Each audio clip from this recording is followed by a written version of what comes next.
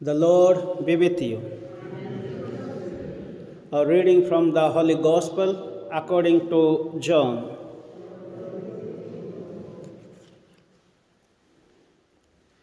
Chapter 18, verses 33 to 37. Are you the king of the Jews? Pilate asked. Jesus replied, Do you ask this of your own accord, or have others spoken to you about me? Pilate answered, Am I a Jew? It is your own people and the chief priests who have handed you over to me. What have you done? Jesus replied, Mine is not a kingdom of this world. If my kingdom were of this world, my men would have fought to prevent my being surrendered to the Jews. But my kingdom is not of this kind. So you are a king then, said Pilate. It is you who say it. Answered Jesus, Yes, I am a king. I was born for this. I came into the world for this, to bear witness to the truth. And all who are on the side of truth listen to my voice. The Gospel of the Lord.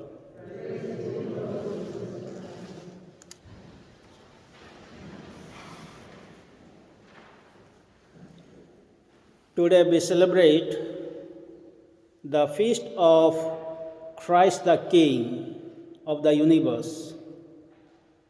Jesus Christ is the King of the universe.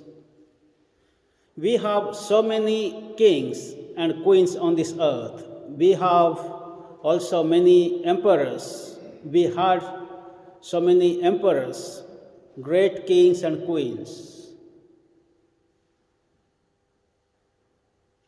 But today, when we think about those emperors or great kings or queens, we don't find their kingdom is alive now. Even though there were great conquerors, great emperors, their kingdom fell down and it is buried. No kingdom is everlasting. With their rule, with their death, or after some years, their kingdoms are collapsed and we don't find their presence. But in the case of Jesus, we find today his kingdom will have no end. This is what we heard in the first reading taken from the book of prophet Daniel, who wrote, one of the four major prophets, Daniel. He had a vision and he wrote about the coming of the Son of Man with great power, and his kingdom will have no end, and his sovereignty will rule forever. So this is what he prophesied nearly 2 centuries ago, the coming of Jesus. And his prophecy was being fulfilled in the life of Jesus. So in the second reading we heard from the book of Apocalypse or Revelation, John, the writer, is writing, Jesus is the Alpha and the Omega. Alpha in Greek means the first letter, the beginning. Omega means the last letter of Greek. So he's the end. So Jesus is the beginning and the end. So here the Revelation is talking about Jesus has got complete authority over the universe. Even though the Roman emperors conquered the world, even though the Roman emperors persecuted the Christianity, but the believers, they conquered the Roman emperors. So that is what Revelation chapter 11 and 12, if you study, you will find they conquered him. That means the believers conquered the Roman emperor by the blood of the Lamb. That means they were coming together for the breaking of the bread. They conquered him. The believers conquered the Roman emperor by the word of God. They had scripture. They had word of God. They understood the word of God. And they conquered him by their testimony, witnessing life. They were not frightened of their life, even unto death. So this is what we find in the book of Revelation. The book of Daniel was written during the time of persecutions for the Jews. The book of Revelation was written in the first century when there was persecutions for the Christians, for the believers. But in these persecutions, what has happened? Of course, the believers died because of their faith in Christ, because of their faith in God, but they conquered the persecutors. They overcame the struggle through their suffering. So in the gospel we find people brought Jesus to Pilate for his judgment. So Pilate asked him, "Are you the king of the Jews?" And Jesus replied, "Do you ask this of your own accord, or have others spoken to you about me?" So here we find there are two things. Jesus is again asking him, "You are telling me, the king of the Jew, whether you know this one or others have told you." So basically, Pilate doesn't know about Jesus. Another thing, people have told about Jesus to Pilate, but actually people, they don't know about Jesus. So in order to have God's experience, we need the personal encounter, personal experience. Unless until we have personal experience or encounter with God, we will not understand. In the same way, Pilate and the crowd, they have no personal experience about Jesus. Just they have brought Jesus to Pilate for execution. And in the process of execution, what is happening? Pilate did not find any fault. But he did not give him a good judgment. Again, he offered Jesus to the crowd. And we know what happened. And the crowd said, we have no king but only Caesar. People started shouting. And Pilate said, "So what I have written. Jesus is the king of the Jews." But Jesus is not only the king of the Jews, Jesus is the king of the universe.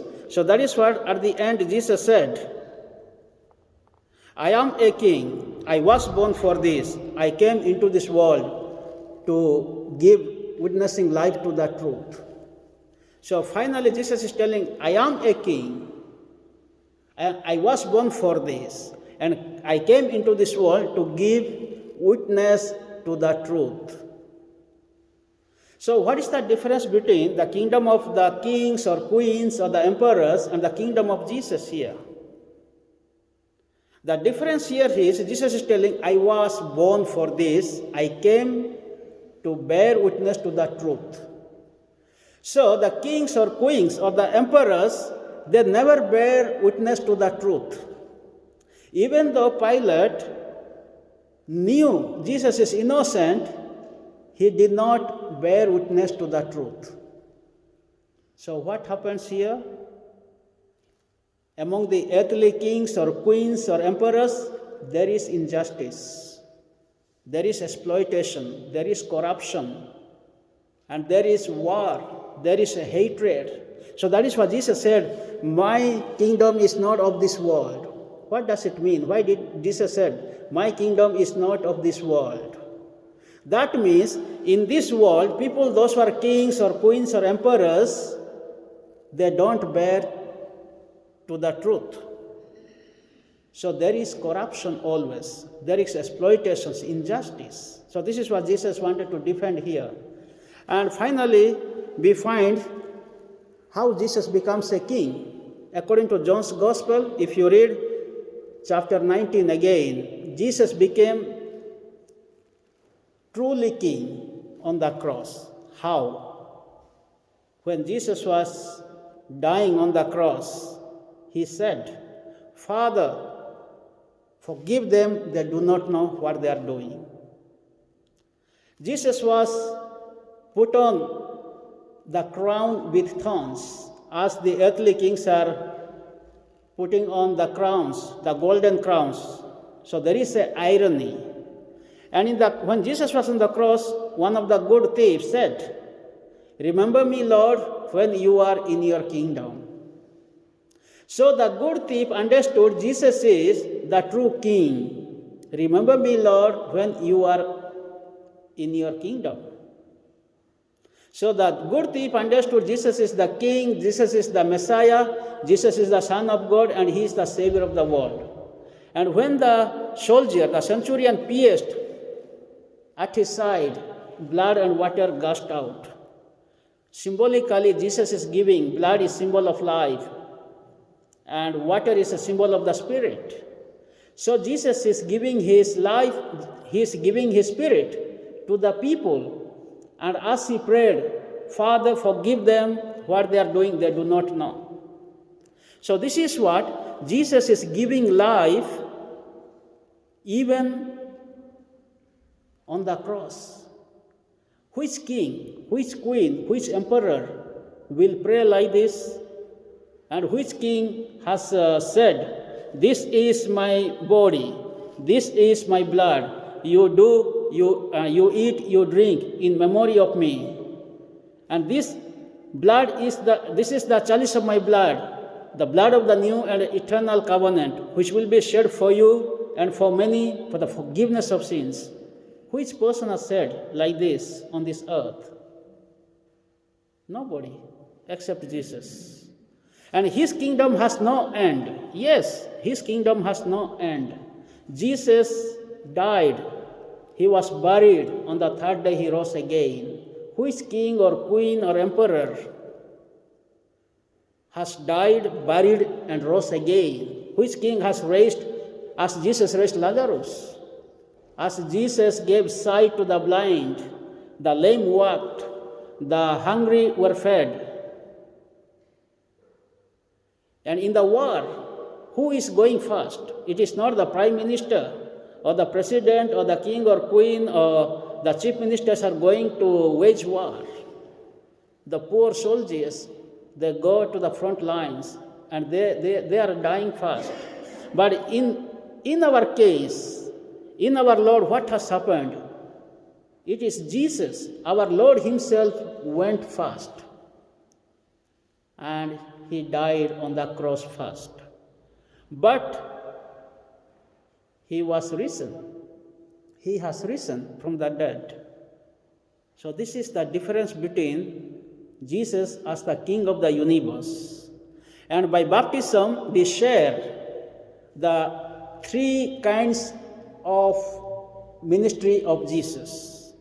When the priest is anointing with the oil of chrism, he is saying during the baptism, you are sharing the priestly, prophetic, and kingly ministries of Jesus. So this is what we all belong to, the royal priesthood.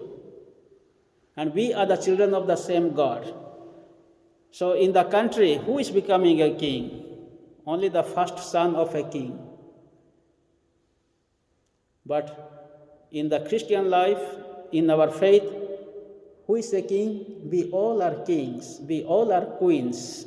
We all are priests. We all are prophets. So we are sharing in the baptism his mission, his ministries.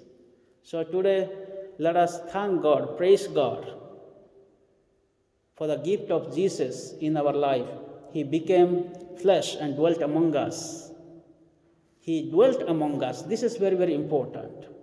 And we have come here to be with him. And what kind of Jesus established? Jesus established a kingdom of truth and life, a kingdom of holiness and grace, and a kingdom of justice, love, and peace. So this is the kingdom of Jesus, kingdom of God. But in the earthly kingdom, we don't find true justice. There is, instead of saving life, we are killing lives. There is no holiness, there is no grace and blessings, always bloodshed. And there is no love, there is no true peace, there is a violence, war. There is no justice, there is injustice. Now recently, 2 days ago, what happened in India? Last 1 year, the poor farmers were protesting against the laws the government passed. 3 laws the government passed. And the poor farmers, even at the age of 85, they were protesting last 1 year. And more than 700 farmers were killed. Even the vehicle ran over the farmers while they were protesting recently. But day before yesterday, the Prime Minister said, I am taking back the law. I repeal the law. I will not impose it. So you look at here, if the leader is good, if leader is doing well-being of the poor farmers, why 1 year the farmers suffered? Why so many people lost their lives? In the same way, during the time of war, the migrants, how people are suffering, how poor people are suffering. So this is what our earthly leaders, they have their vested interest. Whereas Jesus has got no vested interest. Jesus did not kill anybody, single person. Rather, he saved the life. And he is saving our life till today. And where can we find Jesus as the universal King? In the Holy Eucharist. Jesus said, you do in memory of me. This is my body, this is my blood. He is giving his life every day in everyday Eucharistic celebration. And we find Jesus Christ as true King on the cross, in suffering, passion, death. So in our life also, let us find true joy in our suffering, very especially in the time of coronavirus. And we find Jesus as a true King in the resurrection. Only Jesus had power over sin and death. He destroyed sin, he destroyed death. No human person has destroyed sin, destroyed death, and restored life. So therefore, Jesus is our true King. Let us worship him, let us follow him, and today let us pray for the youth. Many youth are going astray. They are missing the mark. May the good Lord, the true King, the true leader, bless them, bring them back to walk in the right way. Amen.